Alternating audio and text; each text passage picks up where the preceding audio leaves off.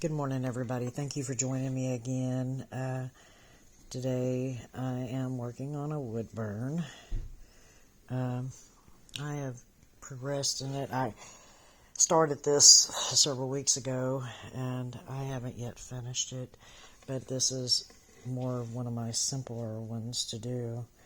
I'm nervous. This is my last tip, so it makes me a little nervous to do it, but thank you for joining me, and please like, share, and comment, and subscribe if you haven't already done so.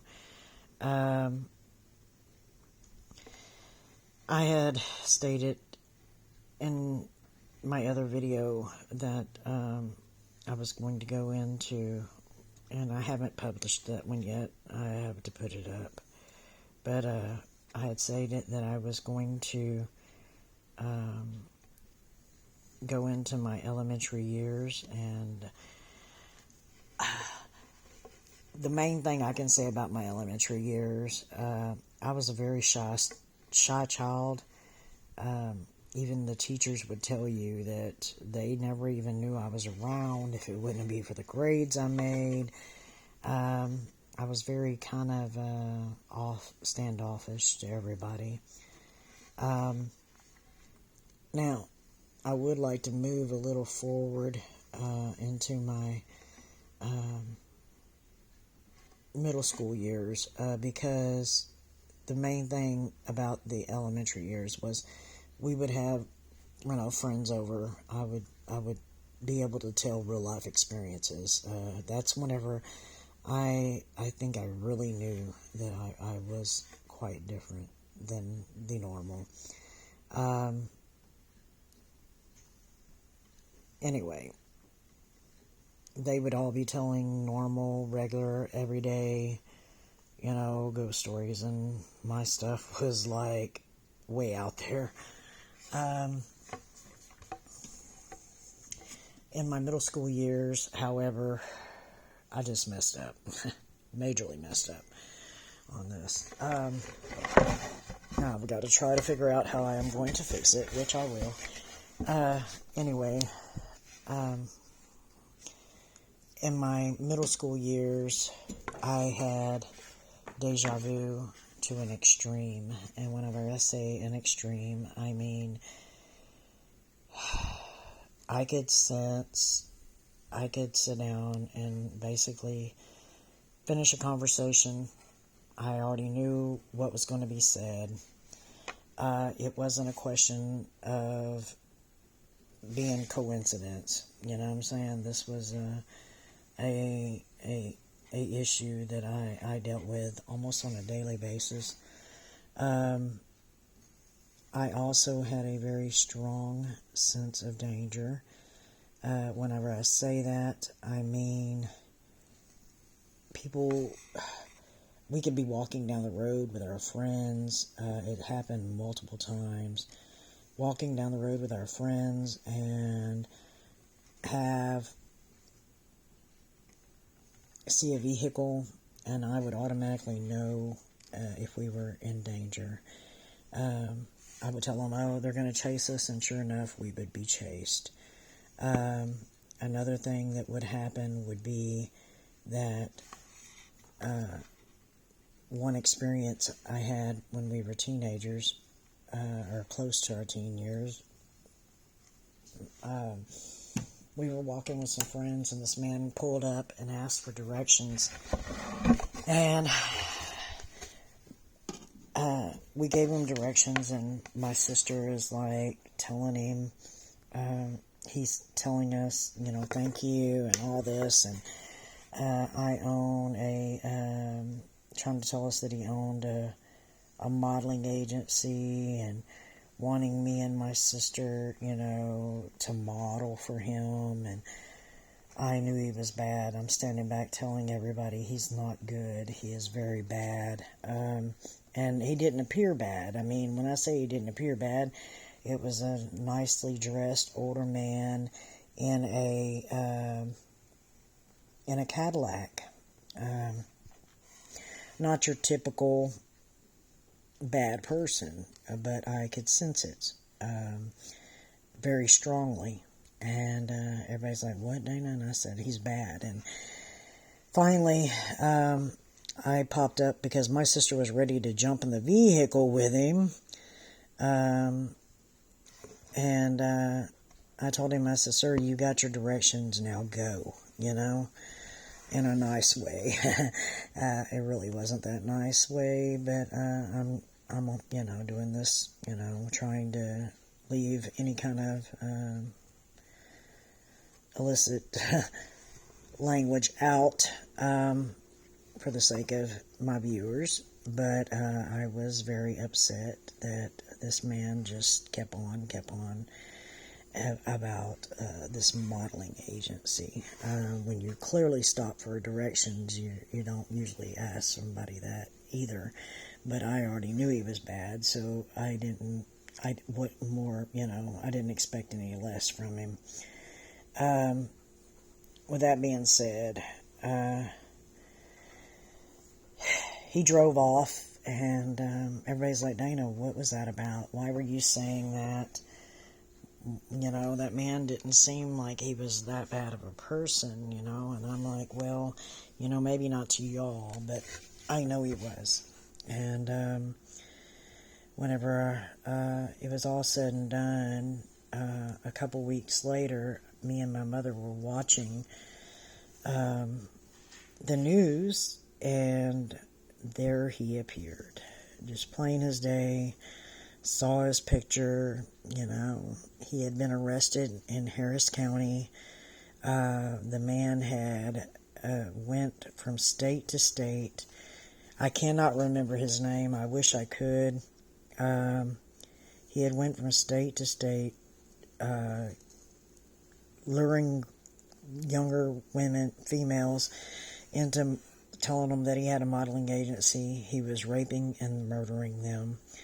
He was, and I popped up and I told my mom, I said, "There's that man." And before they could even say what he was charged with, I'm like, "Oh my God, there's that man." And my mom was like, "What man?" And I said, "Well, the man that asked us for directions and was trying to talk us into going with him, saying that he, had a modeling agency."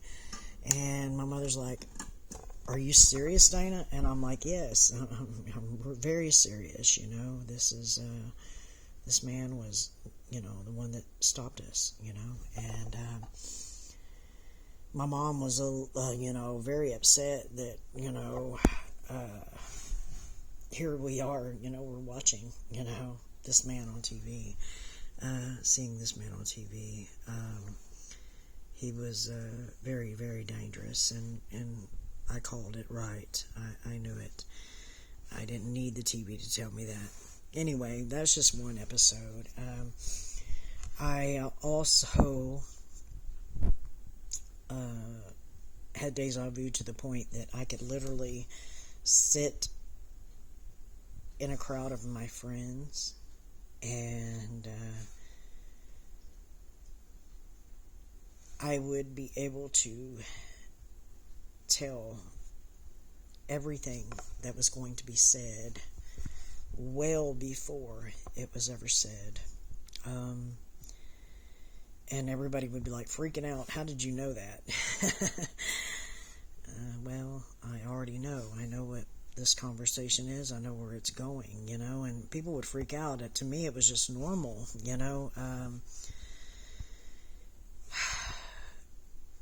As I got into my teen years, middle school teen years, it became rougher for me to deal with. I was also battling another demon. I would say the other was a demon. Something really bad happened to me as a child.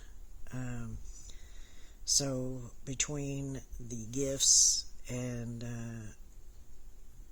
the other situation, I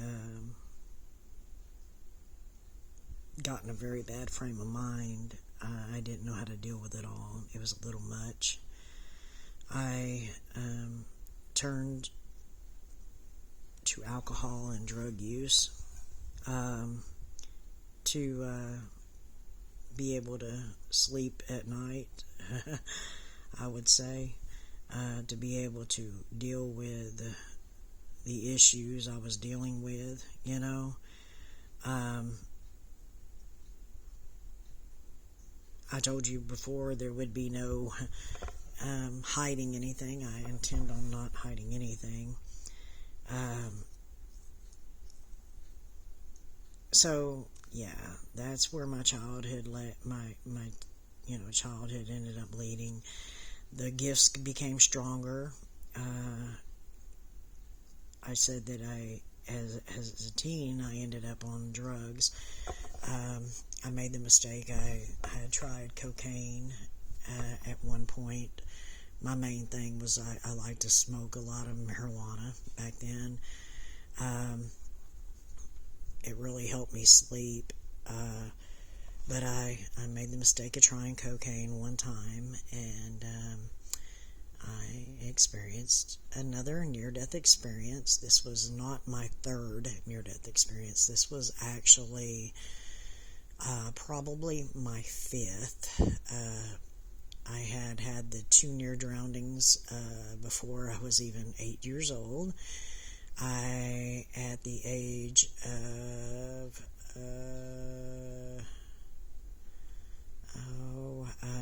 12, I almost died from food poisoning. I lost 9 pounds in 2 hours during that episode. My fourth episode would be I ended up with pneumonia along with anorexia at the age of 15. And my fifth episode of a near-death experience was I almost overdosed. So now we are at 5 near-death experiences by the time I was 15 years old. The almost overdose situation, I literally was floating over my body, watching my sister crying, saying, "Oh my God, I overdosed my sister, my baby sister." I did not think I was going to live through that one. I think God, in a way, kind of allowed me these near-death experiences. I experienced different things in almost every incident. And I think it was like that. God let me, literally, I watched my soul leave my body on this episode. And I think it was God's way of trying to open my eyes to see what I was doing to myself. And I really kind of thank God that I almost overdosed, because that is one thing I am thankful I never got addicted to meth or coke or anything like that. So, I guess in a way God does really work in mysterious ways. I think He was showing me, Dana, this is what's going to happen. This is not you, This is not what you're supposed to be doing with your life. Unfortunately, some people don't have the opportunity that I was given to, given another chance, you know what I'm saying? With that being said, I'm going to go ahead and close this video. I really don't want to mess up this wood burn more than I did. I don't normally mess up. I'm usually pretty good at this. I am doing something that I haven't done before, as far as going to be doing some sand, and I don't know exactly how I'm going to do it, but I am going to do it in this bottle. It's going to be have a clock. I'm still got to work on the clock, but this is going to be part of the bottle. I'm going to make it with it like ridges, since I messed up, and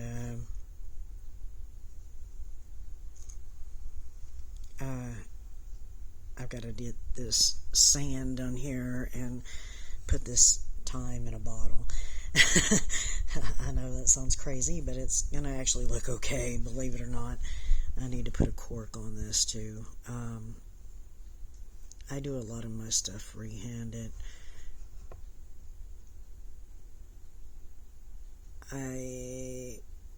Sometimes I do follow the lines, but a majority of the times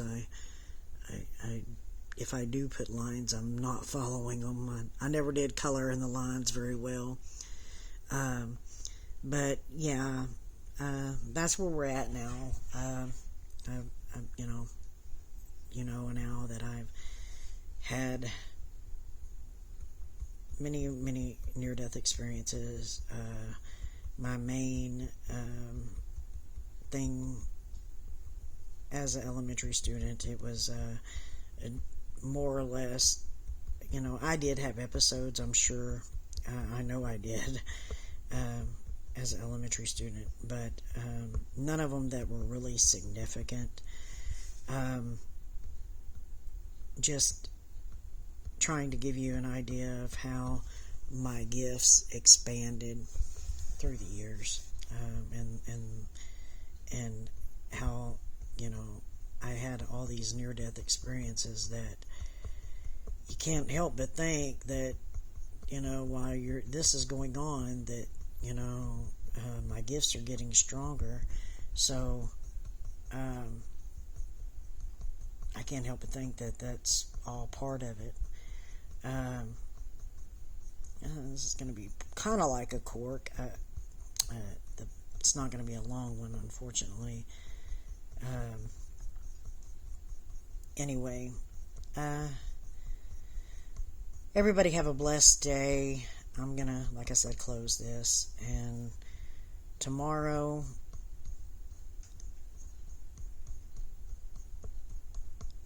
I don't know where I'm going to be picking up. I don't have my book on me. Again, I keep telling y'all I'm going to let y'all know, but again, I don't have my book on me, and I really would rather not stop doing what I'm doing to grab it. But it's going to get more interesting.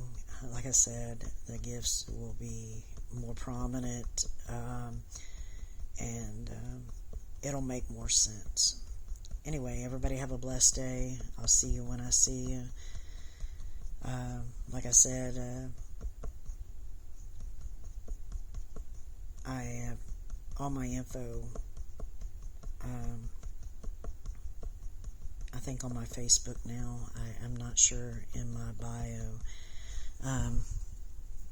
If anybody needs anybody just to talk to, as far as if you're gifted and you're having trouble dealing with it, please feel free to hit me up. Have a good one.